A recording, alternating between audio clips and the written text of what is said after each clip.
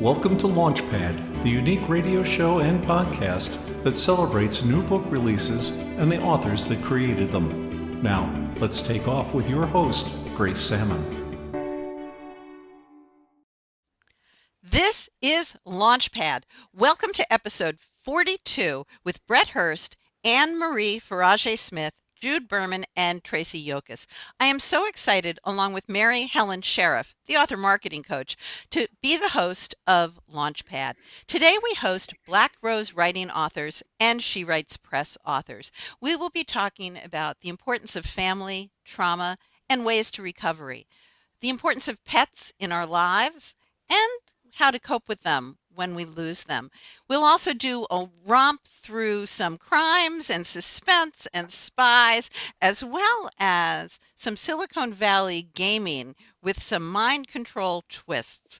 I'm so excited to welcome Jude Berman, Bret Hurst, and Tracey Yokas to the screen. Unfortunately, Anne-Marie Farage-Smith was unable to join us today, but we'll be talking about her book as well, which is Healing Wisdom for Pet Loss. Let's jump right in. Jude Berman, tell us about your novel, The Die. Sure. And first, here is the book, which just came out a few weeks ago.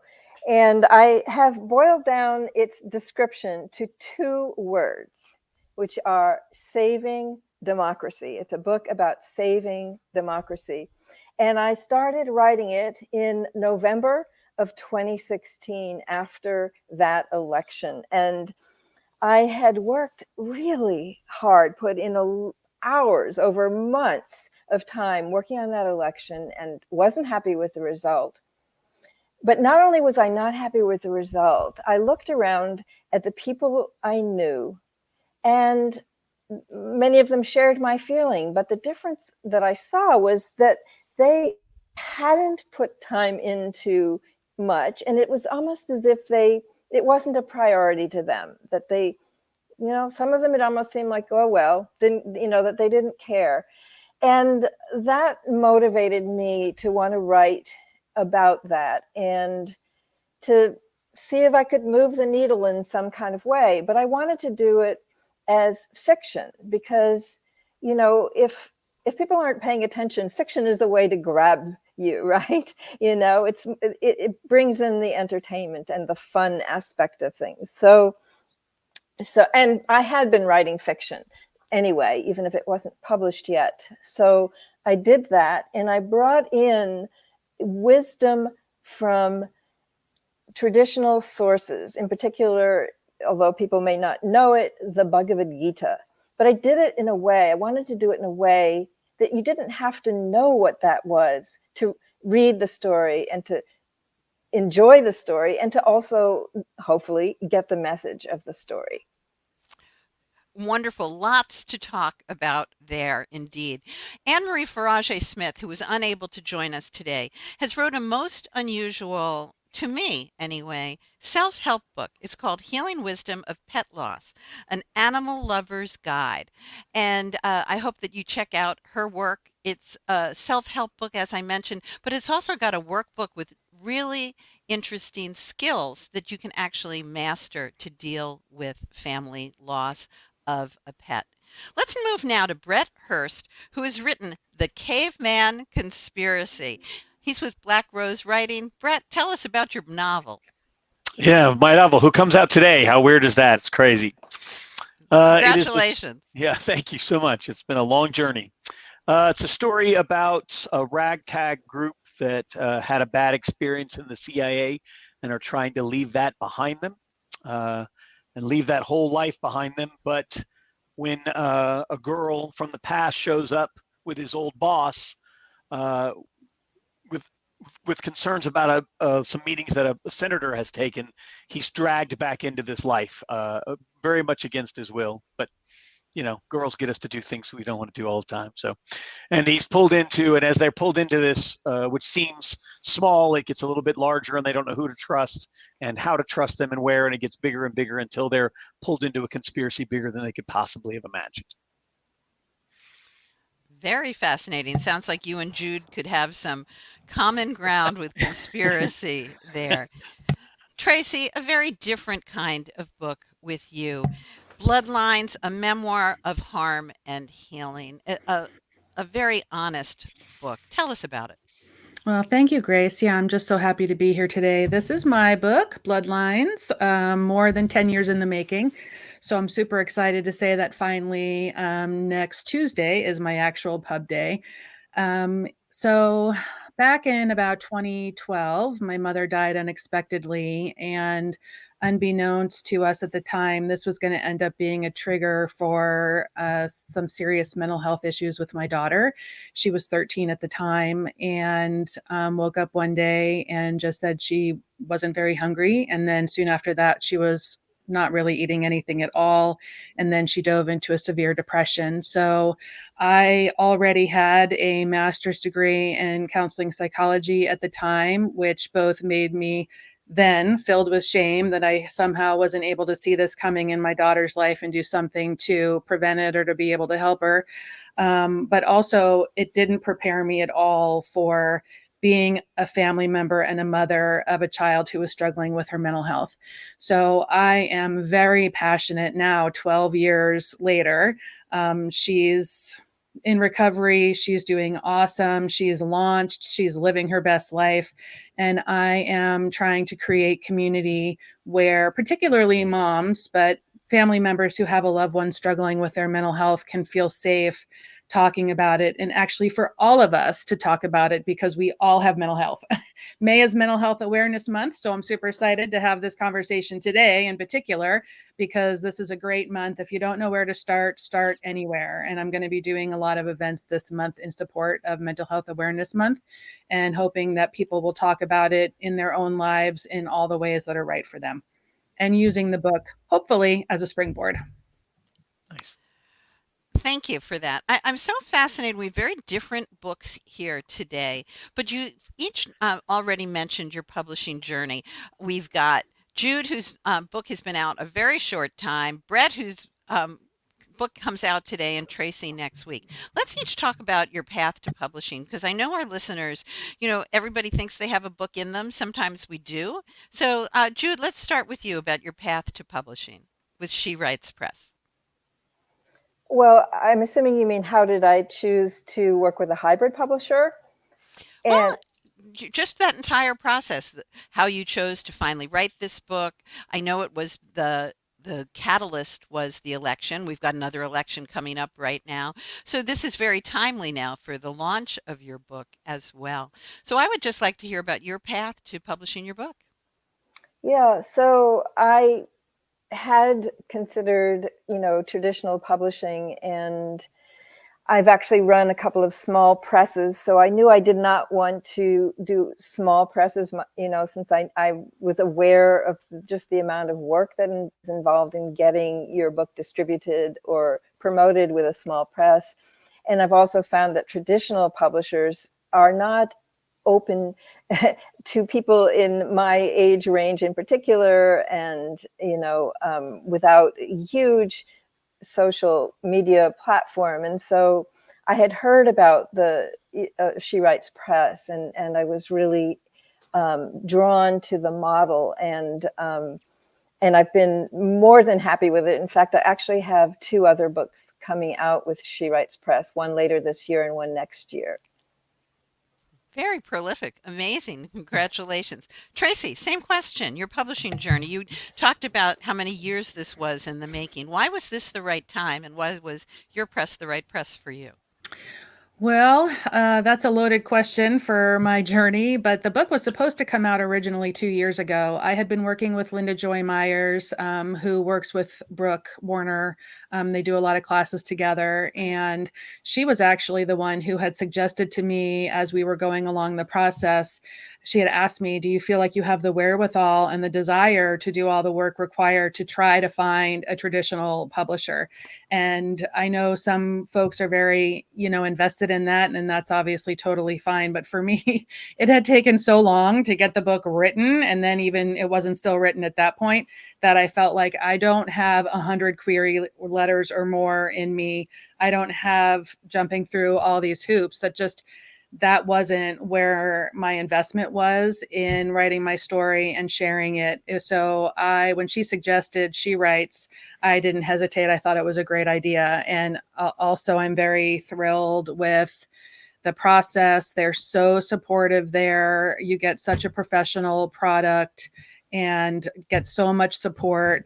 And when I pulled the book back, I mean, I think some people have had this experience, maybe not everyone, but I was devastated. I wasn't sure that I would, be able 2 years ago to start all over again and finish. And I felt so bad that I had to pull it. And Brooke was nothing but supportive. I mean, I am, writing about some very intimate details of my family life. And she just wanted to make sure that the book was exactly the way I wanted it and that I had my family support the way that I needed it to be able to get it into the world. And so I had all of that and more. So I was very, very satisfied and still am and grateful that this is how my publishing journey has gone. Oh, wonderful. Brooke is an amazing human being and a great support to authors. Bret, you're with a small press, and I know many authors from Black Rose Writing. Let's talk about your journey to landing with them. Yeah. Okay. So I always wanted to write, always wrote and did things. And I got a book that I felt okay with. I started going to writers' conferences and querying, and I wasn't really getting anywhere to go. And I went to a writers' conference in Athens, Georgia, and one of the breakout sessions was this short woman with a deep Texas twang, and she gave a long lecture called The Rules of Your Book. And I went, holy cow, I don't know what I'm doing. And so I wrote feverishly. I wrote everything she said, and I went and I started over and I wrote a whole different book, and I wrote it, and I took me a couple of years to do it, and I turned out I had her business card somewhere, and I hired her, and I sent it to her, and I said, okay, I think it. And she said, okay.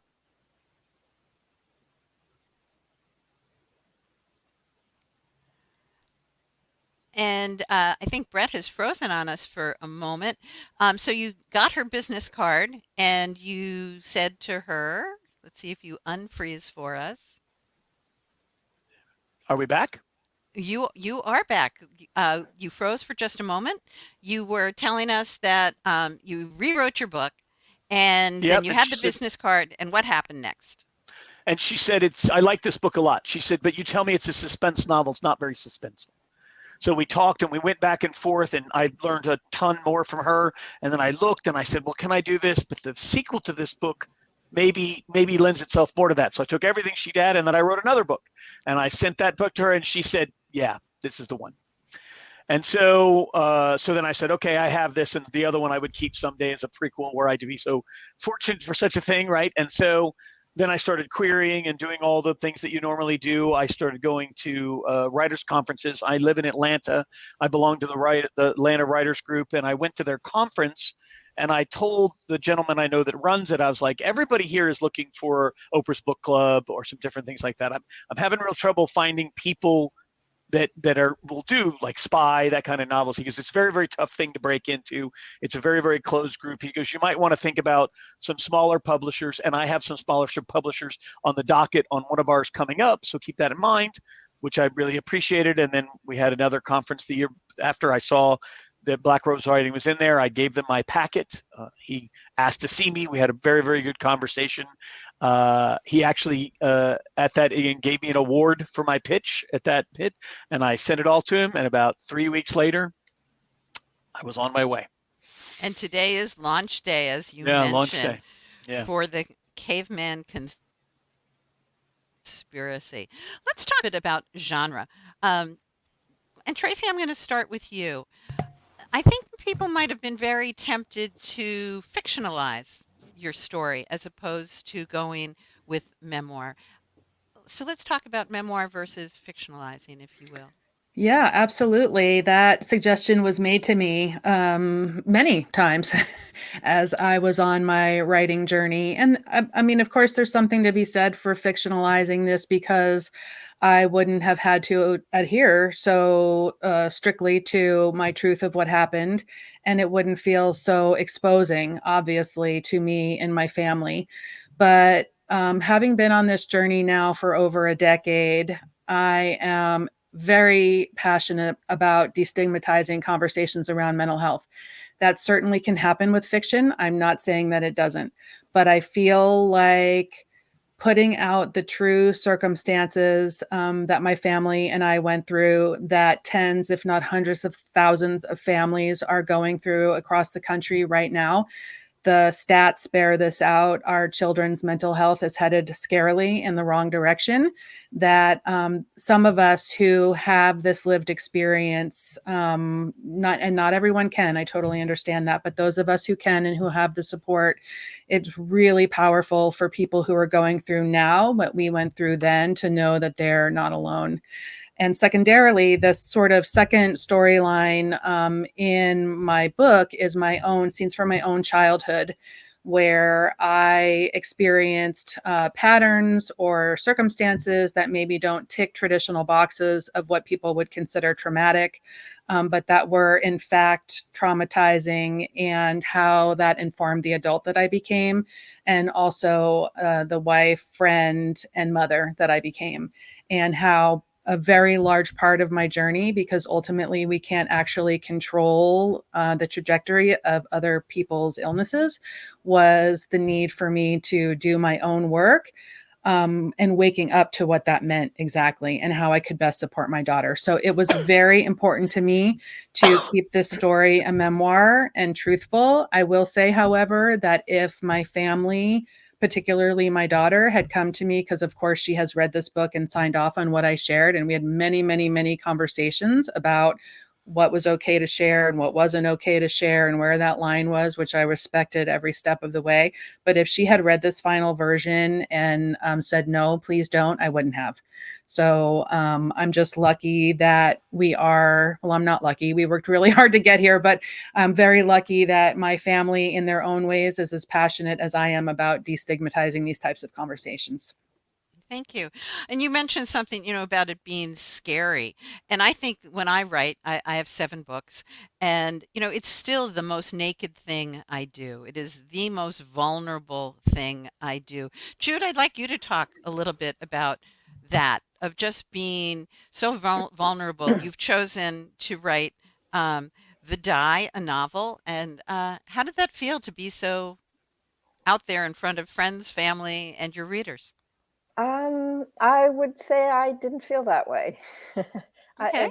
I mean, I've been in publishing in so many ways for so many years that I guess I'm not looking at it at that way in particular. Yeah. Yeah. I think that in my perspective, we have a voice and it's something to use. And so I sort of have the perspective that if I'm willing to do that, I can sort of step aside and rather than, feeling vulnerable, it's something that I can do because I have the ability to do it Oh, I love and that. the That means, willingness to I love do it. that.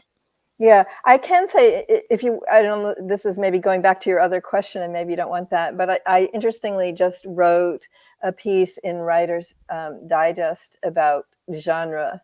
So that I wouldn't say that's vulnerability, but it certainly is something that's been an issue for my book. And the title of that is Genre as a Crusher of Creativity. So I wouldn't call that vulnerability, but that's been my experience, that it can certainly complicate matters in getting a book out there.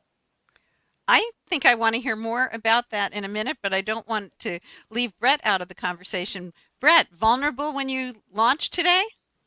Yeah, no, I'll tell you, I'm having a launch party next week. I was much more vulnerable about sitting at an empty desk with no one showing up to that than I was about putting the book out here. I wrote the book that I wanted to read, and now we'll see whether or not anybody else agrees with that. In this genre, and please don't misunderstand me, there's some very good books in this genre, but there are some guy who is a Superman stops some terrorist from attacking, pick the White House, Air Force One, some massively big thing. And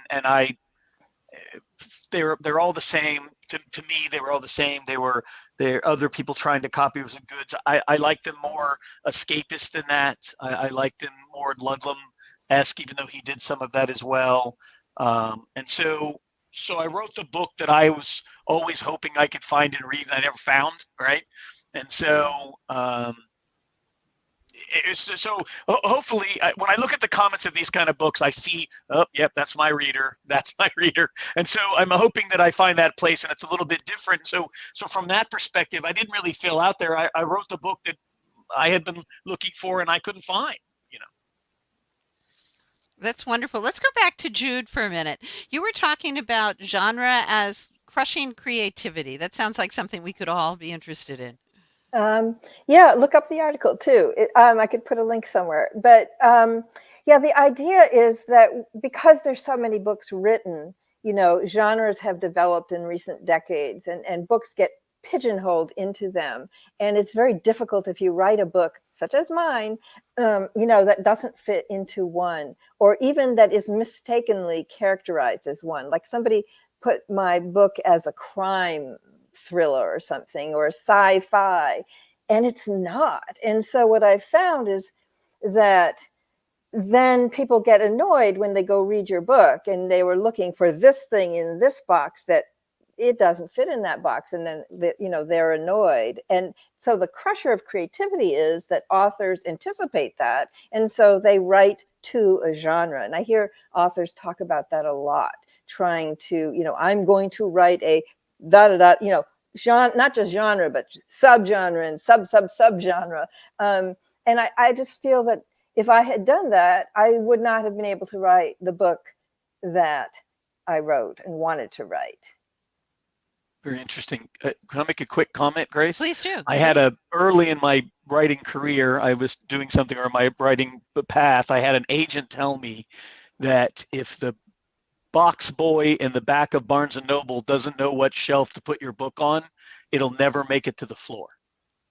Which I think is what she's saying, what I'm saying, both the good and bad, the retail industrialization of publishing, but it was an interesting comment, and that comment stuck with me, right? So I was writing maybe less genreless before, but after that, especially somebody trying to become a first-time published author, right? I did migrate more towards specifically genre work, but it was interesting that that's a comment that an agent told me years and years ago. Well, and I think the genre, we have a lot of bending around different genres now and blending different genres, but I do think that is an important comment. I'd like to get a little bit deeper into each of your books. Tracey, tell us more about your book. What's inside? Okay, well, what's inside? So it spans in the traditional timeline about a year and a half, starting at my mother's death briefly, and then following our trajectory as my daughter started experiencing her symptoms and the treatments that we went through, the frankly failures of the system as it still exists today that existed then 12 years ago. In part also ways that the system did support us appropriately, and just all of the hoops that we had to go through to try to find treatment and to do the right things to support her the best way that we could as her parents. And then, as I said, so those are scenes in the now timeline. And then I interject scenes in certain places from my childhood to juxtapose, I hope, how suboptimal patterns that we learn, relational patterns that we learn, basically, and also intergenerational trauma, which starts forming in us while we're not even born yet. And, learning and understanding that we have before we have the cognitive ability to understand follows us into our adulthood and into our adult relationships. And as we, especially women, are having our children, unless we are, and sometimes even if we are aware of certain patterns that don't necessarily serve us or our children, that can sometimes not be enough to break those patterns and replace them with healthier ones.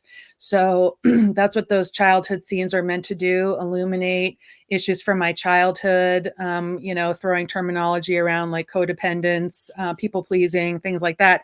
But I try not to use that vernacular. I just try to show scenes and tell a story that will, I hope, stick with people about the hard work that it's required to break those patterns. And the story, this book really ends long before where we are now. So maybe there'll be a book too that dives more into exactly all the healing work that went into it. But certainly those two timelines and that time period are meant to show not only people, like I said, who are going through what we did, that they're not alone, but also, again, the path to healing, really the only one we can control is our own. So that's what I hope people will really take away if they see themselves, because for years I only learned some of this. The first time I got into therapy, I was 30. So that was 25 years ago. My final insight, which is not my final insight ever, but the puzzle piece that needed to fall into place for me to finish the book the way it was, just happened last year. So, we can know things to a certain extent, but it's the overused metaphor of the onion. Insight can be a one and done, but usually it's the one that just leads to the next one, to the next one, to the next one. It's a journey for sure. Jude, what's inside? Tell us a little bit more. Yeah. So what's inside in terms of the actual story is we are in the near future. We're in Silicon Valley in California, and a dictatorship has taken over most of the states, except for California and a couple of states that have kind of joined together and are an independent democratic nation. And so the characters are young working professionals in a gaming company. And life is good in California for the most part, until they start to see some things going wrong that are threats to them personally, but also to their country. And so we see them, without giving any spoilers, trying to fix that. Wonderful. Bret, what's inside? So as our protagonist, as I said at the beginning, didn't want to be pulled back into this situation or this world, as they're pulled in, and the more the main character's name's Eddie, the more Eddie learns, the more information he gathers, the less he understands who he can trust in the situation, be it the woman who tried to convince him back in, his old boss, the senator that he interacts with. And so the more things we discover, the less clear it is for him, the less secure he thinks. And then at one point, you notice in the front of it, there's a boat. At one point, he agrees to take this trip on this yacht to this place to find out. And now he's stuck at sea with people that he doesn't trust, that he doesn't know, where he's very, very vulnerable. And his support team, he's not one of these supermen, the support team he has is separated from him. And there's distance between him and how he gets. And the more we learn, the harder it is him to figure out where he is and what direction and who's an ally and who's an enemy, the deeper the book goes. All of your books sound so amazing. Again, I'm sorry that Anne-Marie Farage-Smith could not join us. Her book is called Healing Wisdom for Pet Loss, an Animal Lover's Guide, with real teachable skills to deal with and prepare for the loss of a family pet. I'm so glad to have met each of you. Jude Berman with her novel, The Die, Tracey Yokas with her memoir, Bloodlines, a memoir of harm and healing, and Bret Hurst with The Caveman Conspiracy. Thanks so much for being with us here at the Launchpad. Thank you so much. This episode is copyrighted by Grace Sammon and Authors on the Air Global Radio Network. Thank you for visiting with us on Launchpad.